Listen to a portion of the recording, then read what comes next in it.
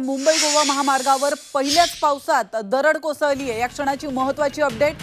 महाडजवळ नांगलवाडी या ठिकाणी या रस्त्यावरती ही दरड कोसळली आहे। मुंबईकडून गोव्याकडे जाणारी वाहतूक काही काळासाठी बंद करण्यात आली आहे। तर पोलिसांनी स्थानिकांच्या मदतीने ही दरड बाजूला देखील केली आहे।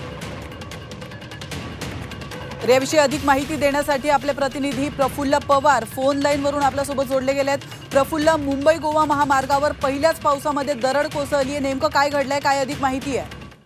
नक्कीच मुंबई गोवा महामार्गावर महाडपासून अगदी 2 किलोमीटर अंतरावर ही घटना घडलेली आहे। महामार्गाच्या रुंदीकरणाचं काम जेव्हा सुरू झालं होतं त्यात मोठ्या प्रमाणात रॉक्स जे खडक होते ते फोडण्यात आले होते आणि त्या फोडलेल्या खडकाचा भाग जो आहे तो मोठ्या प्रमाणात आता पहिल्याच पावसामध्ये रस्त्यावर आलाय। सुदैवाने यात कुठलीही जीवितहानी किंवा वाहनांची हानी झालेली नाही। मात्र वाहतूक कोकणाकडे जाणारी जी वाहतूक होती ती बराच काळ ठप्प होती आणि आता पोलिसांनी हे जे सगळं रॉ मटेरियल जी खडी पडली रस्त्यावर पडली होती ती आता बाजूला केलेली आहे। मात्र अजूनही रस्त्यावर चिखल झालेला पाहायला मिळतं। आता वाहतूक पूर्ववत सुरू झालेली आहे, मात्र सावधगिरीचा इशारा पोलिसांच्या वतीने देण्यात आलेला आहे।